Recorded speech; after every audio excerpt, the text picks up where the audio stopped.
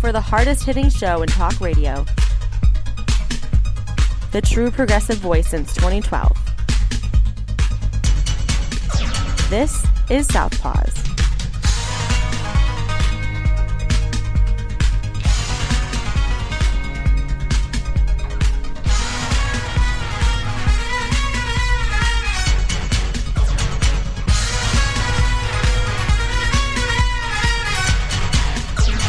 And welcome to Southpaws on the Pacifica Radio Network. We are the leaders of the revolution. I'm Darren Gibson, your host today, and we've got a packed show for you. We have to talk about Joe Biden dropping out of the presidential race. Kamala Harris, the vice president, is now the presumptive Democratic nominee for president. And the Republicans are already scared out of their wits. And we'll tell you all about it on this week's show. We have many other topics to discuss. A lot of it having to do with Kamala Harris. Let's see. The Secret Service director has stepped down after the attempted assassination of Donald Trump, and we will talk about that on the show. Plus, we'll get to whatever other topics we can fit in. Before we get started with today's show, a couple of reminders. You can follow us on social media by going to facebook.com/Southpaws Radio Show. You can follow us on X at Southpaws Radio. You can follow us on Tumblr at southpawsradioshow.tumblr.com. You can follow us on YouTube and Mastodon by doing a search for Southpaws Radio. You can become a patron of the show by going to patreon.com/Southpaws Radio. You can listen to the show anytime at Apple Podcasts, Spreaker, Podcast Addict, Podvine, and Pandora by doing a search for Southpaws. Once you found our logo, you found us. We send links to our weekly episodes to our Facebook, X, Tumblr, YouTube, and Mastodon accounts. You can listen to us on Global Community Radio Channel 1 every Saturday night at 11 Eastern. And you can listen to us on great Pacifica stations, including KCEI in Taos, New Mexico, KZGM in Kabul, Missouri, and KEPJ in San Antonio, Texas. So be sure to listen to us on your local Pacifica affiliate. We are recording this show on Wednesday, July 24th, 2024. We're recording this at about 6:15 Eastern Time. President Biden is scheduled to speak to the nation tonight to lay out why he dropped out of the race. So we will not have those comments on this week's show. We will get to those on next week's show. But as mentioned at the top, Joe Biden, the President of the United States, on Sunday made a shocking announcement. It came out just after 2 o'clock in the afternoon that he was dropping out of the presidential race and that he had supported Kamala Harris. Since then, a lot of things have happened. The Democratic base has become fired up. Kamala Harris raised $81 million in a 24-hour period, which is now the new record for fundraising for president. There's now talk that she's also going to be getting Joe Biden's war chest of money, which is about $90 million. Now, the Republicans are already mad about this, and they're threatening lawsuits, and they're threatening this and that and the other. Oh, and they're going to try to impeach Kamala Harris as well. That's not going to go anywhere because the Senate's going to shut that down real quickly. So they can whine and cry, and they can now apparently the Republican Party is having second thoughts about having J.D. Vance on the ticket. They got outplayed. The Republicans got outplayed by an 81-year-old man, the Dodders. Yeah. So much for the doddering old man. Got outplayed by Joe Biden. That's beautiful. I love it. So let's get to our first story here. This has to do with Kamala Harris's first campaign speech. This is Zeke Miller, Chris Majarian, and Josh Boak writing for the Associated Press. This is dated July 24th out of West Allis, Wisconsin. A roaring crowd of battleground state voters greeted Vice President Kamala Harris on Tuesday as she opened her public case against Republican Donald Trump by declaring November's election will be, quote, a choice between freedom and chaos, end of quote. The Associated Press mentions Donald Trump as former president. We don't do that on this show. Vice-President Harris said, quote, in this campaign, I promise you I will proudly put my record against his any day of the week. We believe in a future where every person has the opportunity not just to get by, but to get ahead. End of quote. Harris arrived in the Milwaukee area having locked up nomination support from Democratic delegates after President Joe Biden dropped his re-election bid on Sunday. It was her first campaign rally since she jumped into the race just 2 days ago with Biden's endorsement. The event reflected a vibrancy that had been lacking among Democrats in recent weeks, and Harris was intent on projecting a sense of steady confidence about the November election. She's pulled in $100 million in donations since Sunday afternoon. By the way, most of those donations have been first-time donors and small dollar amounts. So there you go, folks.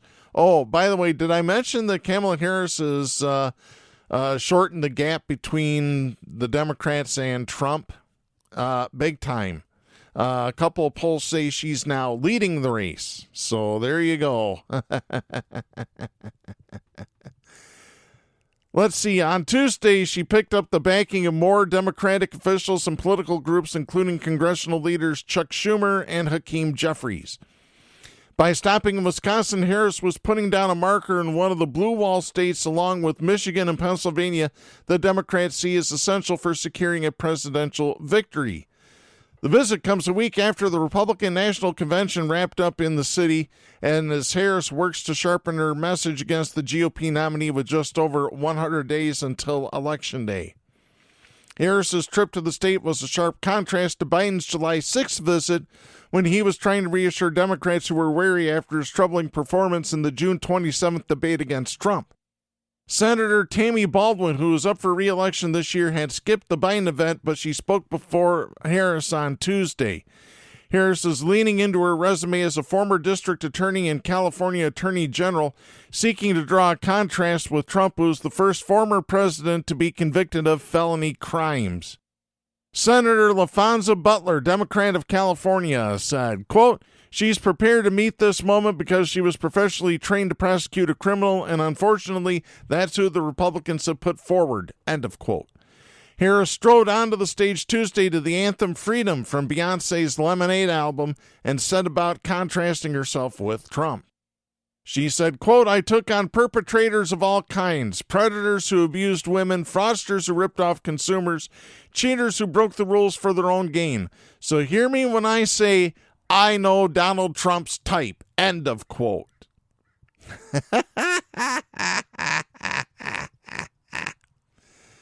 Harris cast her campaign as a people-first endeavor, aiming to draw a contrast with Trump, who she said represented special interests and corporations. She also portrayed her rival's policies as being antiquated and backward-looking. She said, quote, we are not going back, and I'll tell you why we are not going back. Ours is a fight for the future, end of quote. That echoed Barack Obama, who frequently deployed the refrain during his 2012 re-election fight to argue against Republican ideas. Harris's swift ascent over the past few days has required her to vet possible running mates, the process being led by Eric Holder, who was Attorney General during Barack Obama's presidency. But her key impact so far has been galvanizing Democrats. Before the Tuesday speech, 68-year-old Diane Walter of South Milwaukee said she was thrilled that Harris is the candidate. Walter said, quote, I've been a Democrat my whole life. She's energizing the party again, end of quote. 21-year-old Tevin Humphrey came with his mother, 41-year-old Maisha Johnson, and described the vice president as, quote, a great figure to look up to, end of quote. He added, quote, she's a better representative of the diversity we're looking for, end of quote. Trump and his campaign have quickly turned most of their focus on Harris and have asserted that they were prepared for the change and it did not alter their plans. Oh, really? Yeah. Bullshit. They weren't prepared for any of this. Trump has nicknamed the vice president Lion Kamala Harris, accused her of not being tough enough on crime as a prosecutor, and sought to bind her to the administration's policies on the borders he seeks to make immigration a focus of his campaign. But there are signs that Trump seems to be unhappy about facing the younger vice president rather than making his case against the aging president. Twice since Biden dropped out, Trump has said the planned second presidential debate should not be hosted by ABC News and suggested it be moved to Fox Propaganda Channel, which has a perception of being friendlier to him. No, they need to keep it on ABC. You made a deal, Donnie. You made a deal, and you're going to stick to it, bub. Harris's husband, Doug Emhoff, at an appearance in Washington, said he was unimpressed by Trump's attacks, telling reporters Tuesday, quote, "That's all he's got," end of quote.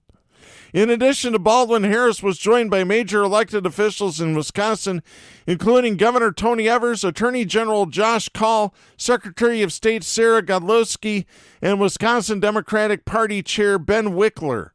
Republican leaders in Wisconsin, for their part, branded Harris as an extreme liberal who is out of step with most voters in the swing state. Yeah. Wisconsin Republican Party Chairman Brian Schimming at a news conference ahead of the Harris event at a high school outside of Milwaukee said, quote, "Kamala Harris's favorables are as bad as Joe Biden, so they are exchanging one bad candidate for another bad candidate in the hope that the people of this state and this country don't notice where she actually stands on the issues." End of quote. Yeah, the bull's going to get a workout today, I promise you. He will. So there you go, folks. They are, I will say this the way that I said it on Facebook. The Republicans are scared shitless of Kamala Harris. Period. End of story. Scared shitless. And I love it. It's great. Oh, my God. Speaking of great, we got to tell you, this clip is now starting to resurface in interviews, and I love it. This story is by Adriana Gomez Lyson, writing for the Associated Press. This is dated July 23rd. Comments J.D. Vance made in 2021 questioning Vice President Kamala Harris's leadership because she did not have biological children have resurfaced, testing the young conservative senator in his early days campaigning as part of the Republicans' presidential ticket. During Vance's bid for the Senate in Ohio, he said in a Fox propaganda interview that, quote, "We are effectively running this country via the Democrats," end of quote, and referred to them as, quote, "a bunch of childless cat ladies who are miserable at their own lives and the choices that they have made, so they want to make the rest of the country miserable too," end of quote. Oh, brother. Hey, I happen to like a childless cat lady, so you be nice there, JD. Sofa fucker. There you go. JD Vance, he had sex with a sofa. There you go, buddy. Oh, my God. He said that included Harris, U.S. Transportation Secretary Pete Buttigieg, and U.S. Representative Alexandria Ocasio-Cortez, a New York Democrat. Oh, my God. So Pete Buttigieg is a cat lady now. Childless cat lady. Oh, I'm sure he will disagree with that one. Vance asked this question, quote, "How does it make any sense that we've turned our country over to people who don't really have a direct stake in it?" End of quote. Harris became stepmother to two teenagers when she married entertainment lawyer Douglas Emhoff in 2014. And Buttigieg announced that he and his husband adopted infant twins in September 2021, more than a month before Vance made those comments. Oh, I guess it's because she didn't get pregnant, and neither did Pete. So there you go. Oh, J.D. Vance, you're such a wonderful little human lump of flesh. I'm just going to call you what you are, a lump of flesh that wears a hell of a lot of mascara for somebody that hates LGBTQ plus people.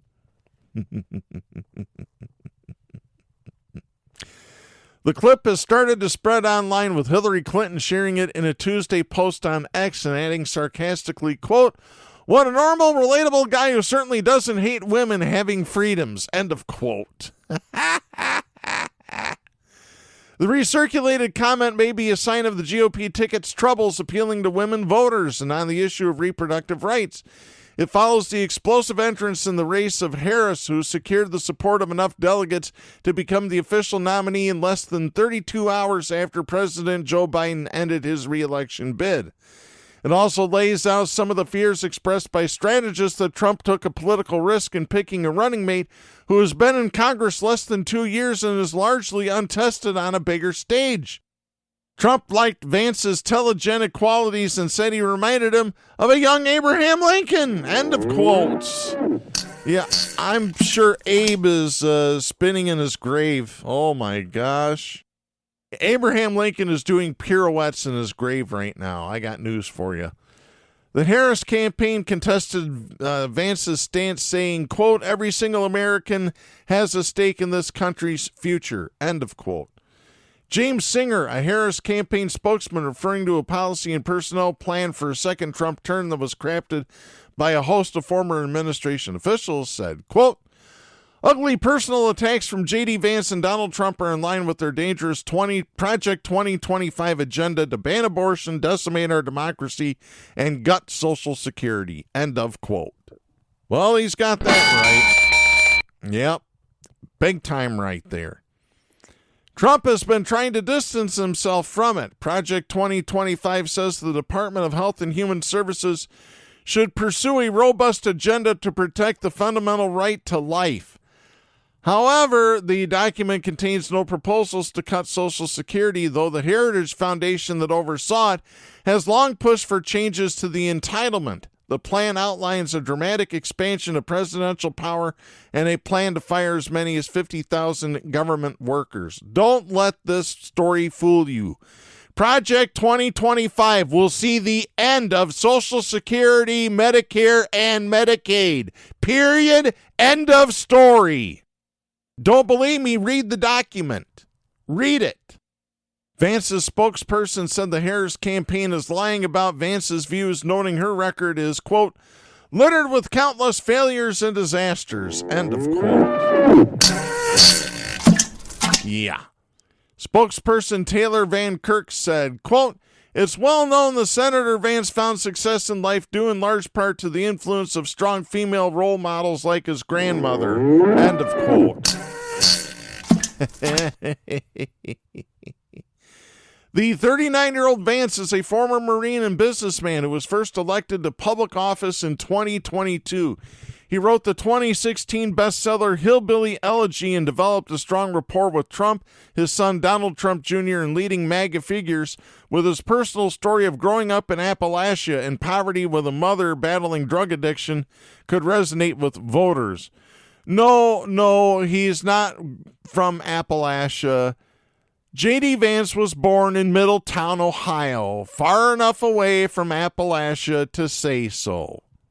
Sorry, I have relatives from Appalachia, including my own mother. I still have family that lives in that Appalachia region. So there you go. I'm more Appalachian than J.D. Vance is. I got news for you. Oh, my God. What a lying sack of shit. I'll just call it like it is, and I'm going to do that until November when the election happens. I'm calling people out, and I'm not going to be nice about it. I'm going to be very blunt. If you don't like it, turn the channel. One of the major questions Vance is facing is on his abortion stance. Vance previously said he would support a federal bill to prohibit abortions after 15 weeks of pregnancy, but believes in certain exceptions. In 2021, Vance floated an idea to allow parents to cast ballots on behalf of their children, saying during a speech at the conservative nonprofit Intercollegiate Studies Institute in Virginia that people who don't have children, quote, don't have as much of an investment in the future of the country. When you go to the polls in this country as a parent, you should have more power. You should have more of an availability to speak your voice in our democratic republic than people who don't have kids. End of quote. Really? He said critics would then ask, quote, Doesn't this mean that non-parents don't have as much of a voice as parents? Doesn't this mean that parents get a bigger say in how a democracy functions? Yes, absolutely. End of quote. To that I say, bullshit. So there you go. All right, JD. Yeah, you're going to have your say. You're going to get your ass kicked, whoever Kamala's running mate's going to be. I'm hoping Andy Beshear gets it, although I don't think Andy should be pulled away from Kentucky. He's the only good thing going on in Kentucky politics right now. Really, he is. Sorry. Roy Cooper, I think, is too old. I hate to see Mark Kelly leave the Senate for this run. Although I guess he could still be senator. He wouldn't have to resign until he was actually elected into office and go in, as far as I'm concerned. Hey, Mark Kelly would be a nice part of the ticket, especially with his wife, Gabby Giffords, a walking, talking poster child for gun control. There you go, folks. All right, speaking of gun control and guns and the assassination attempt on Donnie Trump, I have this story. This is Eric Tucker writing for the Associated Press. This is dated July 24th out of Washington. The gunman in the attempted assassination of Donald Trump is believed to have done a Google search 1 week before the shooting of how far away was Oswald from Kennedy, FBI Director Christopher Wray said Wednesday, revealing new details about a suspect he said had taken a keen interest in public figures, but had otherwise not left behind clear clues of an ideological motive. The search, recovered from a laptop tied to 20-year-old Thomas Matthew Crooks, is a reference to Lee Harvey Oswald, the shooter who killed President John F. Kennedy from a sniper's perch in Dallas on November 22, 1963. The revelation to the House Judiciary Committee was part of a collection of new details offered by Wray about the July 13th shooting at a Trump rally in Butler, Pennsylvania.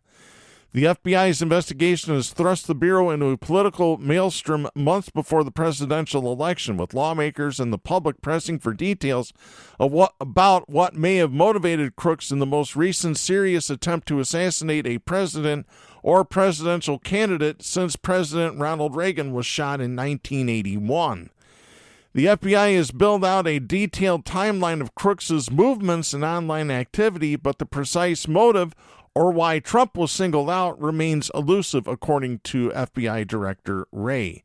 He said, quote, "A lot of the usual repositories of information have not yielded anything notable in terms of motive or ideology," end of quote. He did note that Crooks had grown interested in public officials. Besides Trump, Crooks also had photos on his phone of Democratic President Joe Biden and other prominent figures, and in the days before the shooting had appeared particularly consumed by Trump, the Republicans' White House nominee. Wray also said that Crooks, about 2 hours before the shooting, had flown a drone about 200 yards from the rally stage where Trump would later stand, and that Crooks used the device to live stream and watch footage. The use of the drone so close to the rally site just hours before Trump took the stage for the rally adds to questions about the security lapses preceding the event.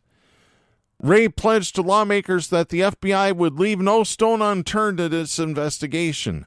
Wray said, quote, "I have been saying for some time now that we are living in an elevated threat environment, and tragically the Butler County assassination attempt is another example, a particularly heinous and public one of what I've been talking about," end of quote. The hearing had been scheduled well before the shooting as part of the committee's routine oversight of the FBI and the Justice Department. Questions about the shooting dominated the session. Despite being appointed by Trump, Wray typically faces antagonistic questions from the Republican-led panel, a reflection of lingering discontent over the FBI's investigation into potential ties between Russia and the 2016 Trump campaign when Trump defeated Democrat Hillary Clinton. That sentiment was made clear early in the hearing when the committee chairman, Representative Jim Jordan, Republican of Ohio, told Wray, quote, "I'm sure you understand that a significant portion of the country has a healthy skepticism regarding the FBI's ability to conduct a fair, honest, open, and transparent investigation. End of quote.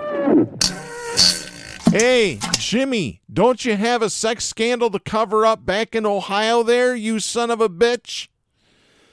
The FBI so far has avoided the same level of scrutiny over the shooting directed at the Secret Service over security failures that preceded the shooting and has led to the resignation of Director Kimberly Cheadle. We will get to that story in just a little bit here.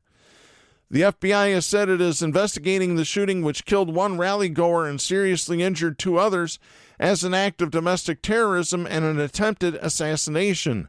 Trump's campaign said the presumptive GOP nominee was doing fine after the shooting, which Trump said pierced the upper part of his right ear. Well, the BBC reports that it was a piece of the teleprompter after it was shot. However, there are now photos showing that the teleprompter was indeed intact. So who knows what's going on here.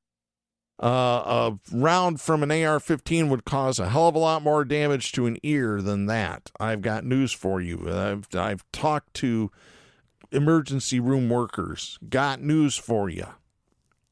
It had to have really nicked him, and I mean just barely nick him. And all right, let's get to our next story here. This is Colleen Long writing for the Associated Press. This is dated July 23rd out of Washington. The director of the Secret Service resigned Tuesday in the aftermath of the assassination attempt on Donald Trump that unleashed an outcry about how the agency failed in its core mission to protect current and former presidents. Kimberly Cheadle, who had served as Secret Service director since August 2022, faced growing calls to resign and several investigations into how a gunman was able to get so close to the Republican presidential nominee at an outdoor campaign rally in Pennsylvania. In an email to staff obtained by the Associated Press, she said, quote, "I take full responsibility for the security lapse. In light of recent events, it is with a heavy heart that I have made the difficult decision to step down as your director." End of quote. Cheadle's departure was unlikely to end the scrutiny of the long-troubled agency after the failures of July 13th, and it comes at a critical juncture ahead of the Democratic National Convention and a busy presidential campaign season. Lawmakers on both sides of the aisle have promised more investigations. An inspector general probe and an independent bipartisan effort launched at President Joe Biden's behest will keep the agency in the spotlight. Cheadle's resignation came a day after she appeared before a congressional committee and was berated for hours by both Democrats and Republicans for the security failures. She called the attempt on Trump's life the Secret Service's most significant operational failure in decades, but she angered lawmakers by failing to answer specific questions about the investigation.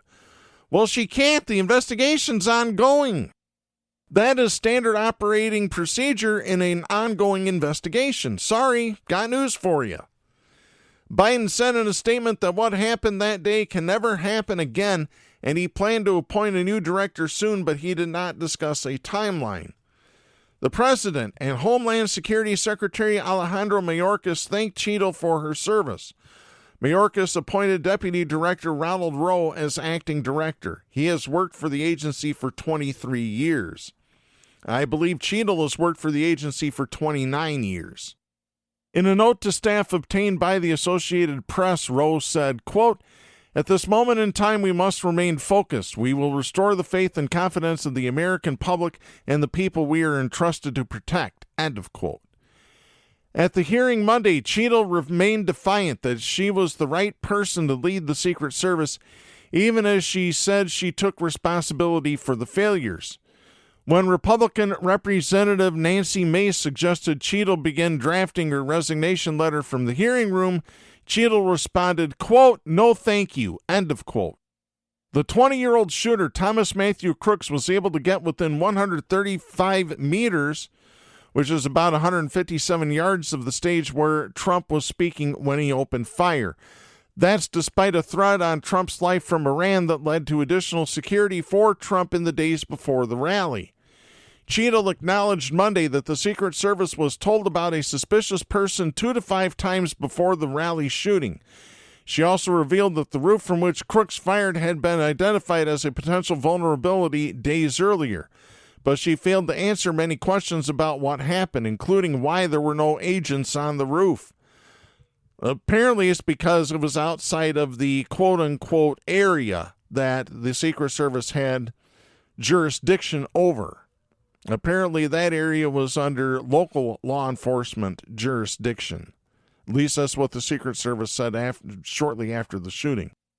A bloodied Trump was quickly escorted off the stage by Secret Service agents, and agency snipers killed the shooter. Trump said part of his ear was pierced in the shooting. One rally-goer was killed. 2 others were critically wounded. Yeah, I don't think he's going to have Trump's going to have a good Yelp review of the piercing that he got. Sorry, that's a joke. It is a joke. Sorry. Not sorry. Hey, it's Trump. Trump gets to spew his mouth, that pig anus between his nose and his chin. Hey, if he can dish it out, he can take it. Sorry. Details continue to emerge about signs of trouble that day and the roles of the Secret Service and local authorities. The agency routinely relies on local law enforcement to secure the perimeter of events. Former top Secret Service agents said the gunman should never have been allowed to gain access to the roof. After Cheadle's resignation, Trump posted on his social media network, quote, "The Biden-Harris administration did not properly protect me, and I was forced to take a bullet for democracy. It was my great honor to do so." End of quote. Oh, give me a fucking break. I was forced to take a bullet for democracy. Really? Yeah, I'll give it another one. Bullshit, Donnie. Tiny hands, tiny penis, tiny everything, tiny brain. Yeah, where his brain should be is a pile of shit. Sorry. The House Homeland Security Committee had asked Cheadle to testify Tuesday for another hearing on the assassination attempt, but lawmakers said she refused. Cheadle's name was on a card on a table in front of an empty chair during the hearing, which began shortly before her decision to step down became public. The Secret Service is part of the Department of Homeland Security, which includes Immigration, Transportation Security, and the Coast Guard. The department was formed after the September 11, 2001 terrorist attacks.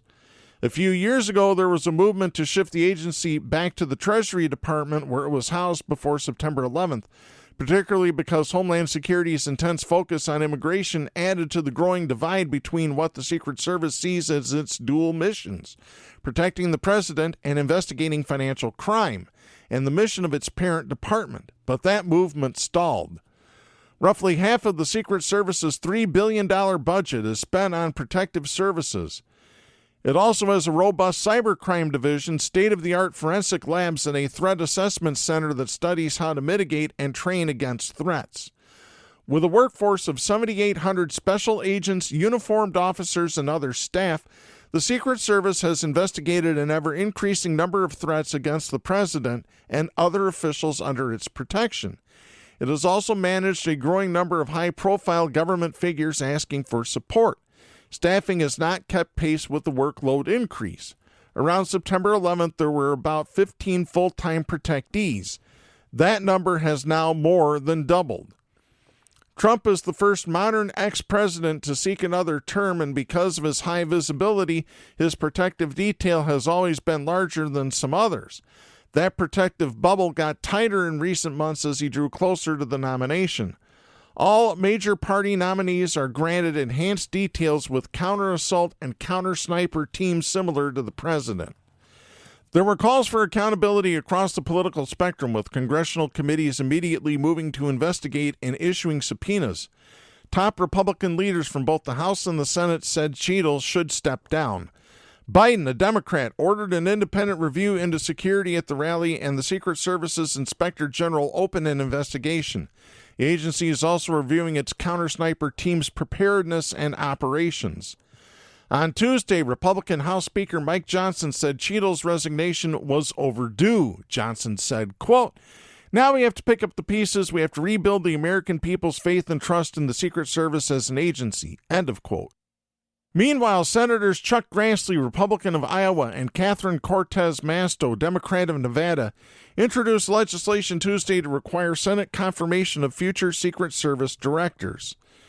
Cheadle served in the Secret Service for 27 years. She left in 2021 for a job as a security executive at PepsiCo before Biden asked her to return in 2022 to head the agency. She took over amid a controversy over missing text messages from around the time thousands of Trump supporters stormed the U.S. Capitol on January 6, 2021, following his 2020 election loss to Biden. Yeah, the traitors, because that's what they are. They are traitors. During her time at the agency, Cheadle was the first woman to be named Assistant Director of Protective Operations, the division that protects the president and other dignitaries, where she oversaw a $133.5 million budget. She was the second woman to lead the agency.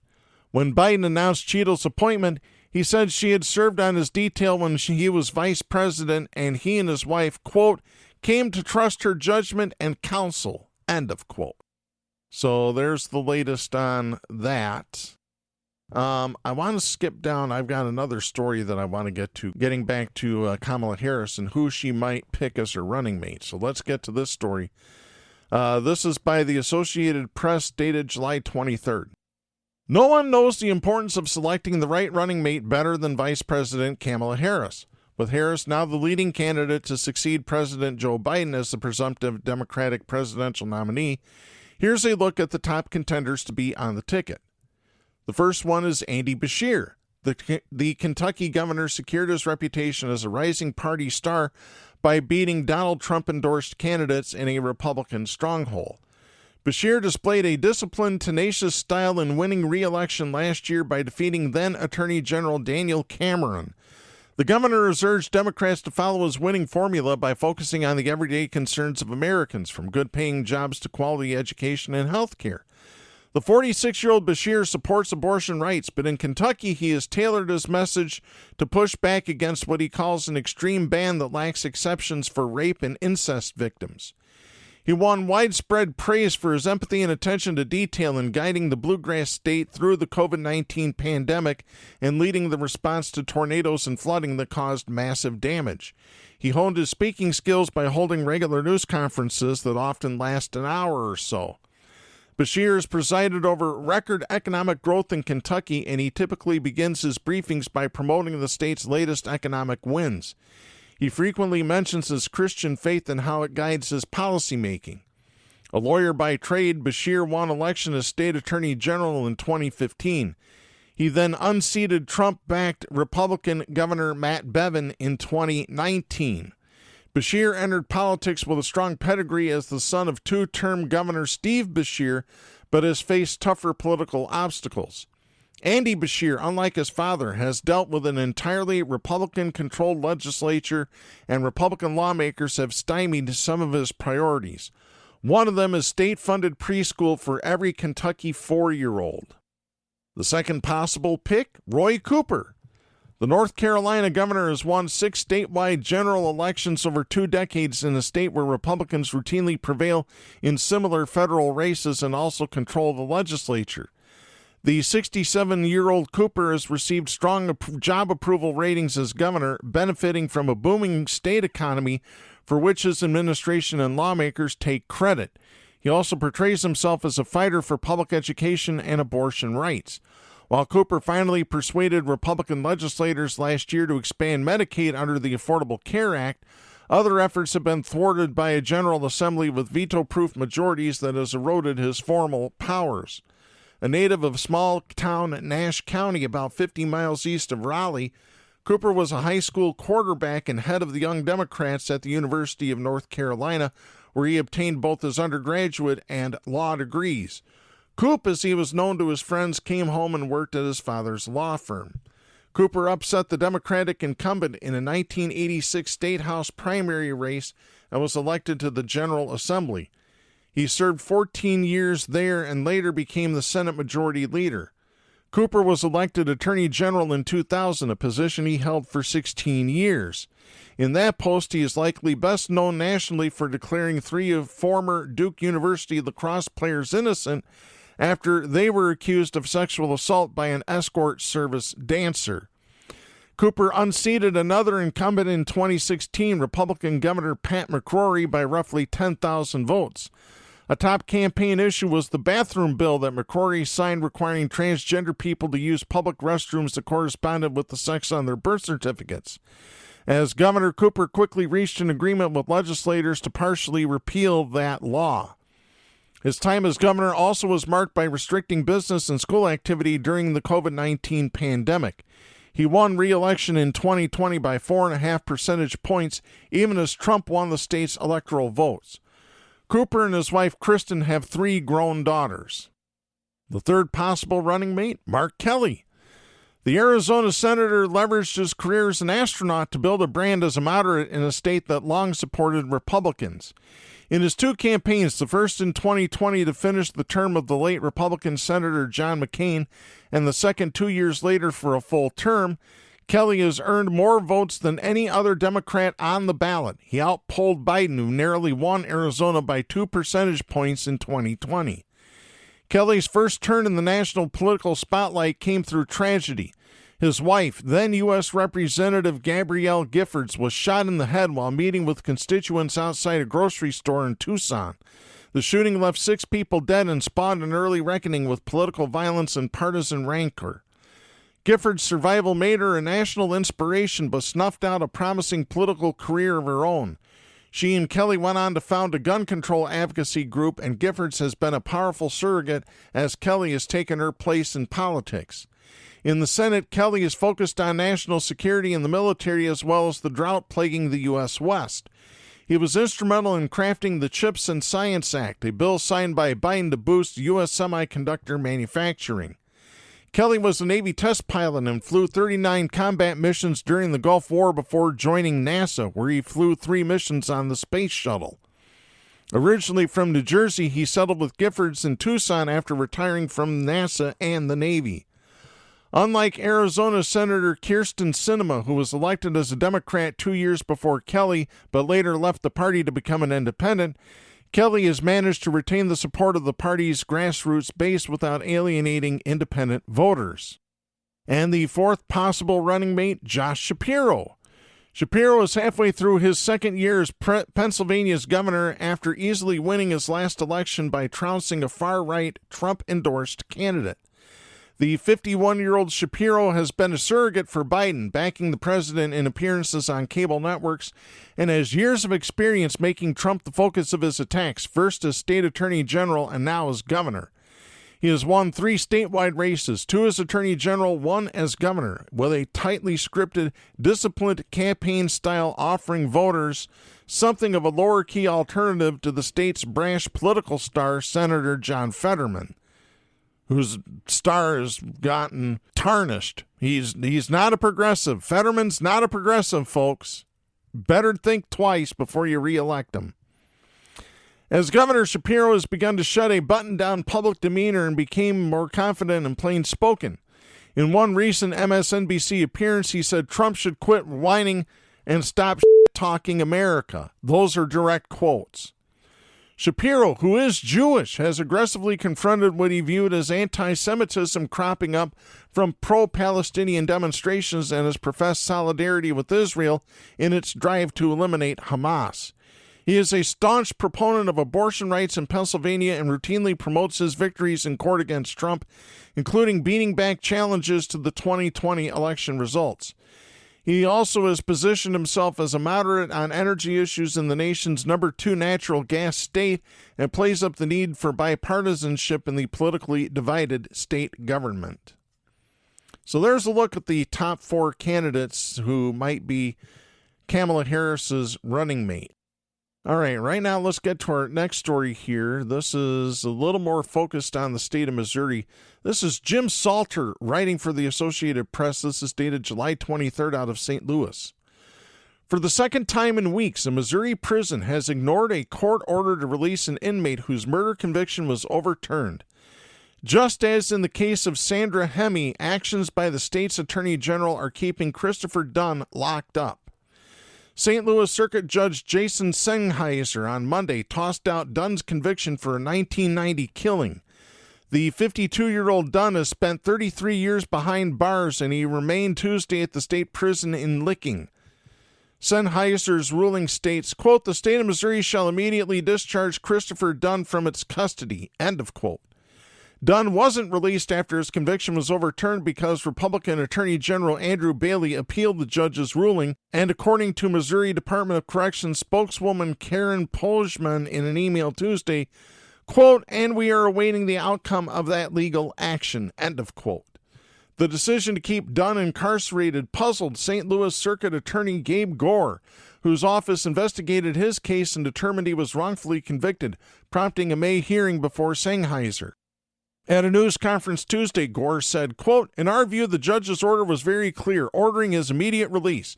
Based on that, we are considering what approach and what legal options we have to obtain Mr. Dunn's relief, end of quote. He declined to specify what legal options were under consideration. Bailey's office didn't respond to Tuesday messages seeking comment. Dunn's situation is similar to what happened to 64-year-old Hemi, who spent 43 years in prison for the fatal stabbing of a woman in St. Joseph in 1980. A judge on June 14th cited evidence of actual innocence and overturned her conviction. She had been the longest-held wrongly incarcerated woman known in the United States, according to the Midwest Innocence Project, which worked to free Hemi and Dunn.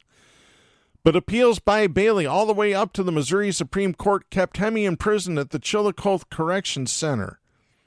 During a court hearing Friday, Judge Ryan Horsman said that if Hemi wasn't released within hours, Bailey himself would have to appear in court with contempt of court on the table. She was released later that day.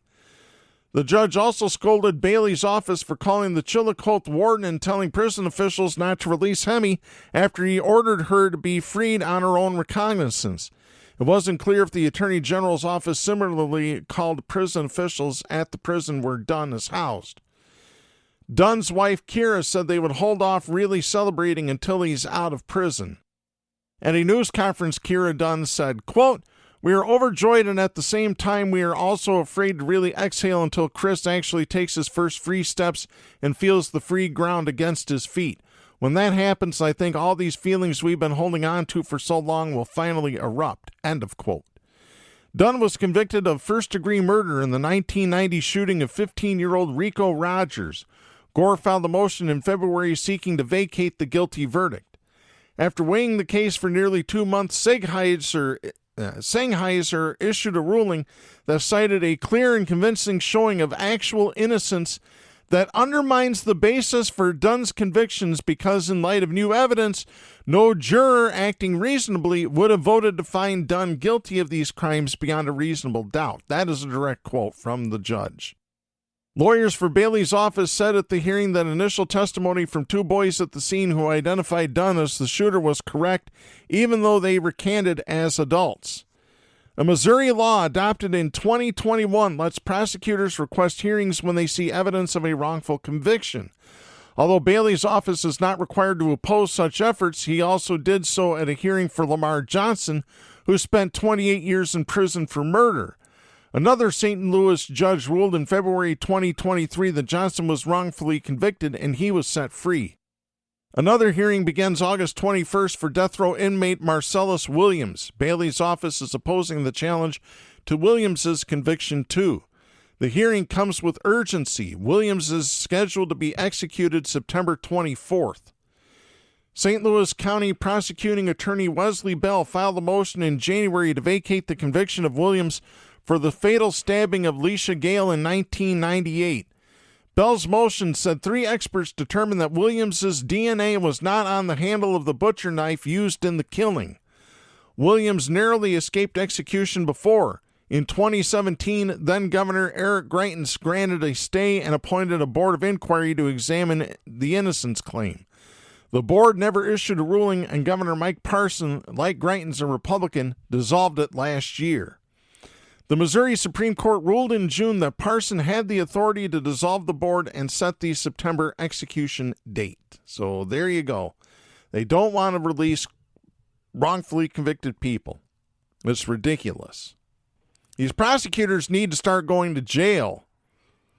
These attorney generals need to start going to jail if they're going to do that. Defying a lawful order by a judge. Yeah, I'd have them up on contempt charges immediately if he didn't release the prisoner. Oh, my God.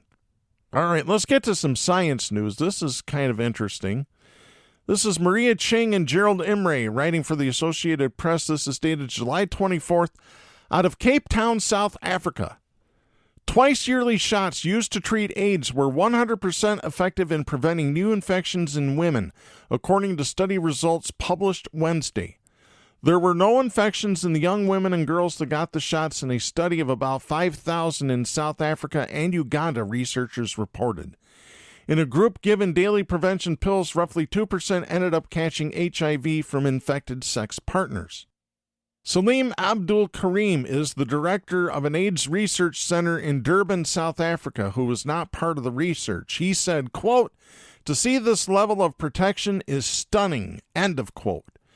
The shots made by U.S. drug maker Gilead and so does Sunlenca are approved in the U.S., Canada, Europe, and elsewhere, but only as a treatment for HIV.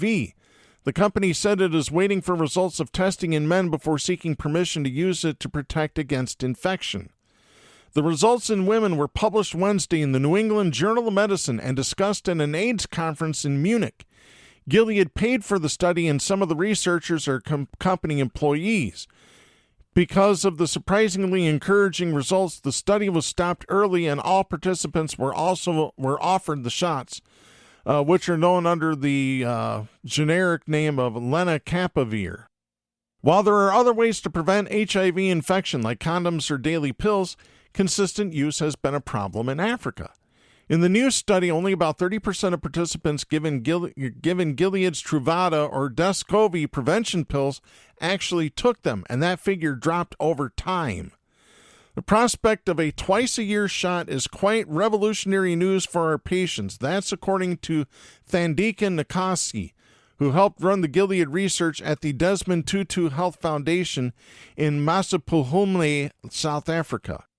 He said, quote, "It gives participants a choice and it just eliminates the whole stigma around taking pills," end of quote, to prevent HIV. Experts working to stop the spread of AIDS are excited about the Sunlenca shots, but are concerned Gilead hasn't yet agreed on an affordable price for those who need them the most. The company said it would pursue a voluntary licensing program, suggesting that only a select number of generic producers would be allowed to make them. Winnie Byanyima, executive director of the Geneva-based UN AIDS agency, said, quote, "Gilead is a tool that could change the trajectory of the HIV epidemic," end of quote. She said her organization urged Gilead to share Sunlenca's patent with a UN-backed program that negotiates broad contracts, allowing generic drug makers to make cheap versions of drugs for poorer countries worldwide. As an HIV treatment, the drug costs more than $40,000 a year in the U.S., although what individuals pay varies. Dr. Helen Bygrave of Doctors Without Borders said in a statement that the injections could, quote, "reverse the epidemic if it is made available in the countries with the highest rate of new infections," end of quote. She urged Gilead to publish a price for Sunlenca that would be affordable for all countries. In a statement last month, Gilead said it was too early to say how much Sunlenca would cost for prevention in poorer countries. Dr. Jared Baton, Gilead's senior vice president of clinical development, said the company was already talking to generic manufacturers and understood how, quote, "deeply important it is that we move at speed," end of quote. Another HIV prevention shot, Apretude, which is given every 2 months, is approved in some countries, including in Africa. It sells for about $180 per patient per year, which is still too pricey for most developing countries. Byanyima said the people who need long-lasting protection the most include women and girls who are victims of domestic violence and gay men in countries where same-sex relationships are criminalized. According to UNAIDS, 46% of new HIV infections globally in 2022 were in women and girls, who were 3 times more likely to get HIV than males in Africa.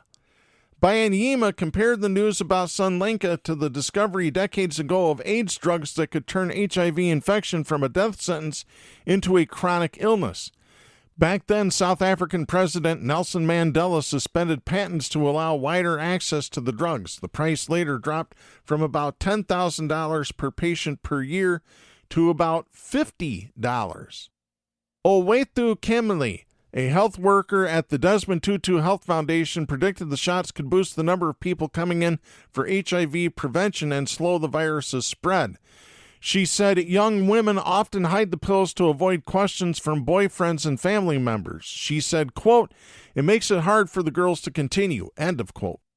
In a report on the state of the global epidemic released this week, UNAIDS said that fewer people were infected with HIV in 2023 than at any point since the late 1980s. Globally, HIV infects about 1.3 million people every year and kills more than 600,000, mainly in Africa. While significant progress has been made in Africa, HIV infections are rising in Eastern Europe, Latin America, and the Middle East. In other research presented at the AIDS conference, Andrew Hill of the University of Liverpool and colleagues estimated that once production of Sunlenca is expanded to treat 10 million people, the price should fall to about $40 per treatment. He said it was critical that health authorities get access to Sunlenca as soon as possible. He said, quote, "This is about as close as you can get to an HIV vaccine," end of quote. So good news there on the health front. I want to get to one final story here. Again, more science stuff. This has to do with the global climate. This is C.B. Arasu and Seth Borenstein writing for the Associated Press. This is dated July 24th. Monday was the hottest day ever globally, beating a record set the day before as countries around the world from Japan to Bolivia to the United States continue to feel the heat, according to the European Climate Change Service. Provisional satellite data published by Copernicus on Wednesday shows that Monday was 0.1 degree Fahrenheit hotter than Sunday. That's 1/10 of 1 degree. Climate scientists say it's plausible that this is the warmest it has been in 120,000 years because of human-caused climate change. While scientists can't be certain that Monday was the very hottest day throughout that period, average temperatures have not been this high since long before humans developed agriculture. According to University of Pennsylvania climate scientist Michael Mann, it's a difficult determination to make because data from tree rings, corals, and ice cores don't go back that far. The temperature rise in recent decades is in line with what climate scientists projected would happen if humans keep burning fossil fuels at an increasing rate. Roxy Matthew Cole, a climate scientist at the Indian Institute of Tropical Meteorology, said, quote, "We are in an age where weather and climate records are frequently stretched beyond our tolerance levels, resulting in insurmountable loss of lives and livelihoods," end of quote. Cornell University climate scientist Natalie Mahelwald said in an email, quote, "Deaths from high temperatures show how catastrophic it is not to take stronger action on cutting CO2, end of quote, which is the main heat-trapping gas. Copernicus' preliminary data shows the global average temperature Monday was 62.87 degrees Fahrenheit. The previous record before this week was set just a year ago. While 2024 has been extremely warm, what kicked this week into new territory was a warmer than usual Antarctic winter, according to Copernicus. Without human-caused climate change, scientists say extreme temperature records will not be broken nearly as frequently as has happened in recent years. The former head of UN climate negotiations, Christiana Figueres, said, quote, "We will all scorch and fry," end of quote, if the world doesn't immediately change course. Quote, "But targeted national policies have to enable that transformation." Scientists said it was extraordinary that such warm days have occurred in 2 consecutive years, especially when the natural El Nino warming of the central Pacific Ocean ended earlier this year. Daniel Swain, a climate scientist with the University of California, Los Angeles, said, quote, "This is yet another illustration of just how much the Earth's climate has warmed," end of quote. Folks, we need to cut back on fossil fuels. We need to do it yesterday. It better happen soon or we're all going to end up in the same boat. That's it for this week. I'm Darren Gibson. Please support independent media, the First Amendment, and a woman's right to choose. The stations that carry Southpaws do not necessarily share the opinions expressed on the show. Southpaws is protected by the First Amendment to the U.S. Constitution and is copyrighted by Big D Entertainment. All rights reserved.